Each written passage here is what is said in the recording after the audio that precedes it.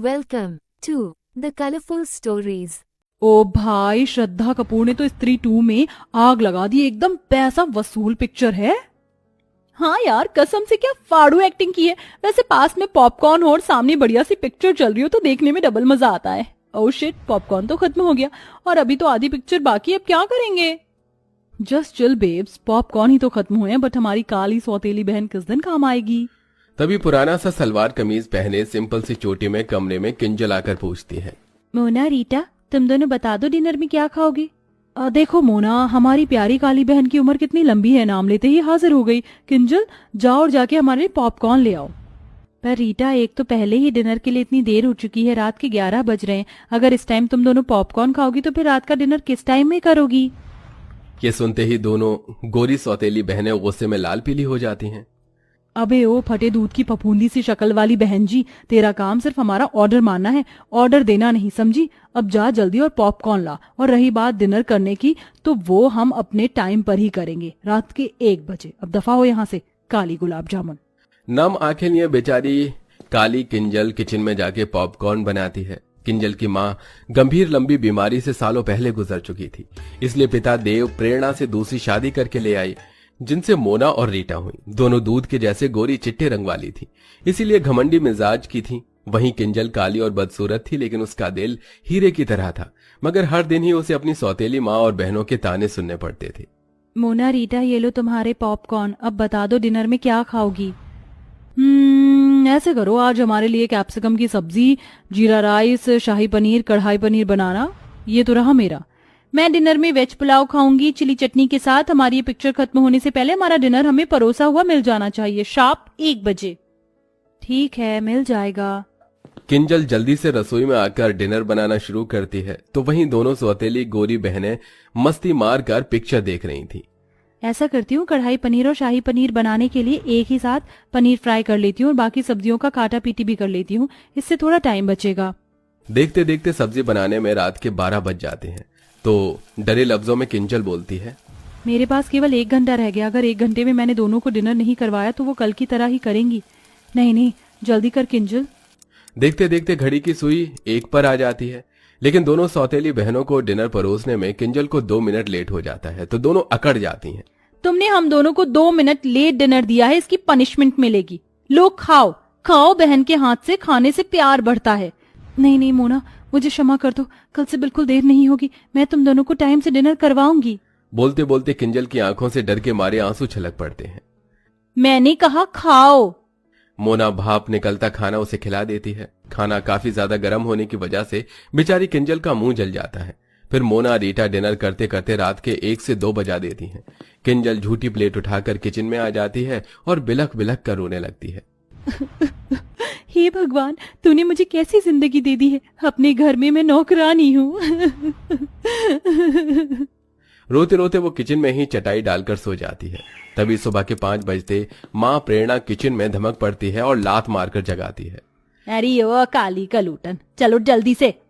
लेकिन जब किंजल नहीं जागती तो मोना रीटा भरी बाल्टी का पानी डाल देती हैं, जिससे वो घबरा कर उठ जाती है। हे भगवान जी, ये मुझ पर पानी किसने डाला? ये शुभ काम हमने किया है। मोना, रीटा, ये क्या बदसलूकी है किसी सोते हुए इंसान के साथ इस तरह से पेश आना, जबकि तुम दोनों ने देखा था कि रात को मैंने तुम दोनों को 1 बजे डिनर करवाया था। उसके बाद सोते सोते मुझे 2-3 बज गए थे। ये सुनते ही प्रेरणा अपनी गोरी सुंदर बेटियों की साइड लेते हुए बोलती है, अरे ओ कोयला खादान, मैं देख रही हूँ कि तेरी ये कैची जैसी काली जुबान कुछ ज्यादा ही चलने लगी है। उठ और नाश्ता बना, समझ गई? जी माँ। आधी अधूरी नींद में ही बेचारी किंजल उन्हें नाश्ता करवाती है और फिर पूरे घर में झाड़ू पोछा लगाती है। तभी पिता देव घर लौट आता है, तो दोनों सौतेली बहनों की शक्लें बन जाती हैं। आगे पिताजी, अब शुरू हो जाएगा दोनों बाप बेटी का मेलो ड्रामा। किंजल बेटी, तू क्यों पोछा लगा रही है? काम वाली नहीं आई है क्या? वो पापा। तभी बात काटती हुई प्रेरणा बीच में बोलती है, अरे देव जी, वो आज ना तुलसी की तबीयत ढीली हो गई थी, इसलिए आई नहीं। मैंने तो बोला था किंजल को कि मैं कर लूंगी, ला दे मेरी बच्ची, तू नाश्ता कर। वैसे आप ऐसे अचानक से कैसे आ गए? कोई खबर भी नहीं दी, ना कोई फोन कॉल किया? वो 1-2 दिन की छुट्टियां मिली थी, इसलिए चला आया किंजल को देखने। पापा, आपको तो किंजल दीदी के अलावा हम दोनों दिखते नहीं, थोड़ा प्यार हमें भी दे दीजिए। आफ्टर ऑल हम आपकी बेटी हैं। हाँ, जानता हूँ। देव अक्सर काम के सिलसिले में महीने महीने बाहर रहता था, इसलिए उसे इस बात की कानों कान खबर नहीं थी कि उसकी दोनों सौतेली बेटियों ने किंजल को नौकर बनाकर रखा था। वो हर महीने खाना बनाने वाली और 3 टाइम के बर्तन मांजने वाली के पैसे भिजवाता, जिसे प्रेरणा बेटियों में उड़ा देती थी। लगभग 2 दिन बाद देव वापस लौट गया और फिर से सब वही शुरू हो गया। इसी तरह दिन गुजरने लगे और अब किंजल के कॉलेज के फाइनल वर्ष की परीक्षा शुरू होने वाली थी, इसलिए वो अपनी दोनों सौतेली बहनों के पास आकर बोलती है, मोना रीटा, आज से तुम दोनों डिनर 9-10 बजे तक कर लेना प्लीज। तो आंखें चढ़ाकर दोनों ने ठाए से कहा, मगर वो क्यों भला? क्योंकि कल से मेरी परीक्षा शुरू हो रही है तो मुझको पढ़ाई भी करना है। क्यों रे जली भरते की शक्ल वाली, तुझे क्या लगता है कि तू पढ़ लिख कर कलेक्टर बन जाएगी? बेलिनी तुझे रोटियां आई हैं। हम अपना रूटीन नहीं बदलेंगे। हम रात के 1 बजे डिनर करती थी और 1 बजे ही करेंगे, समझ गई? दोनों का फैसला सुनकर मायूस मन से किंजल उन्हें 1 बजे रात में डिनर करवाती है और बाकी टाइम घर के कामों में उलझ कर रह जाती थी। एक दिन जब वो रात के डिनर के लिए दोनों से पूछने आती है तो दोनों शॉर्ट सा गाउन पहने मेकअप में लगी पड़ी थी। मोना रीटा, तुम दोनों कहीं जा रही हो क्या? हाँ, आज हम दोनों पार्टी करने जा रही हैं। अच्छा, तो फिर तुम दोनों खाना तो वहीं से खाकर आओगी ना? तो फिर मैं रात का डिनर रहने देती हूँ। अच्छा जी, क्यों री काली भैंसिया, तुझे क्या लगता है हम तुझे आराम फरमाने देंगे? चुपचाप से हमारा डिनर बनाकर तैयार रखना। आज डिनर में हम आलू गोभी, मिक्स वेज, लच्छा पराठा खाएंगी। जानबूझकर दोनों लंबी चौड़ी लिस्ट देती हैं, तभी वो मायूसी से बोलती है, इतना खाना बहुत ज्यादा नहीं हो जाएगा डिनर के हिसाब से? कुछ ज्यादा नहीं होगा तो बना देना बस। दोनों ऑर्डर झाड़ कर चली जाती हैं। किंजल सारा डिनर तैयार कर देती है, लेकिन दोनों बहनें पार्टी में से फुल पेट खा पी कर आती हैं, जिस वजह से रात का डिनर नहीं खाती। इसलिए अगले दिन खाना बच जाता है तो प्रेरणा किंजल पर आग बबूला हो जाती है। किंजल, अरे ओ किंजल, अरे ओ काली भैंसिया कहाँ है? किंजल डरते हुए प्रेरणा के आगे हाजिर होती है। जी माँ, बुलाया आपने? क्यों री, ये सब क्या है? रात को क्या पूरे मोहल्ले को दावत करवानी थी? कितना खाना बनाया था जो सारा बच गया। ये भरे पतीले के पुलाव, पता है ये चावल कितने महंगे आते हैं? और तू मजे से बना बना कर फेंक रही है। माँ, मेरी इसमें कोई गलती नहीं है। मोना और रीटा ने कहा था बनाने को और दोनों कल बाहर से ही खाकर आई थी तो डिनर नहीं किया। ये सुनकर दोनों सौतेली बहन शातिर तरीके से सारी बात उस बेचारी पर ही थोप देती हैं। ओ, कितनी झूठी और मक्कार है ये। माँ कसम से हमने तो बोला भी नहीं था डिनर बनाने को, अपने मन से बनाया। ये सुनकर प्रेरणा किंजल को बहुत पीटती है।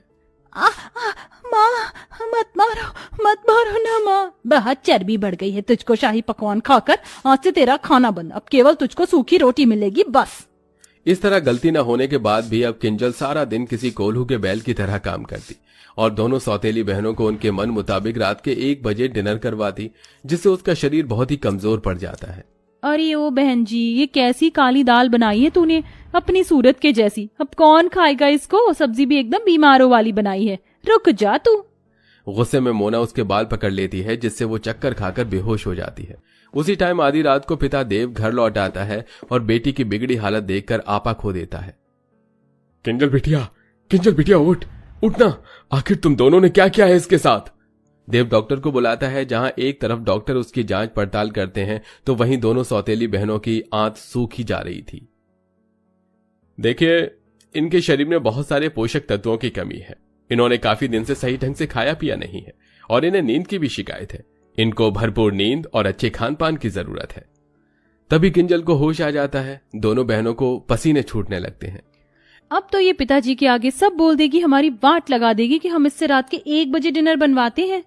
लेकिन किंजल कुछ भी नहीं बोलती, जिससे दोनों घमंडी बहनों का स्वभाव बदल जाता है और वो रोते हुए कहती हैं, आई एम सॉरी किंजल, हम दोनों को माफ कर दो। हमने तुम्हें आधी आधी रात को डिनर बनवाने के लिए मजबूर किया। किंजल दोनों को माफ कर देती है और अंत में दोनों बहनें उसका अच्छे से ख्याल रखती हैं।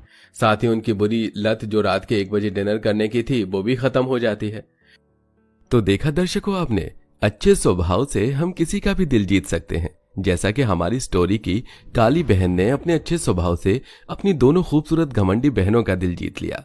तो दोस्तों, आपके हिसाब से रात का डिनर करने का सही टाइम क्या होना चाहिए? कमेंट बॉक्स में जरूर बताइएगा।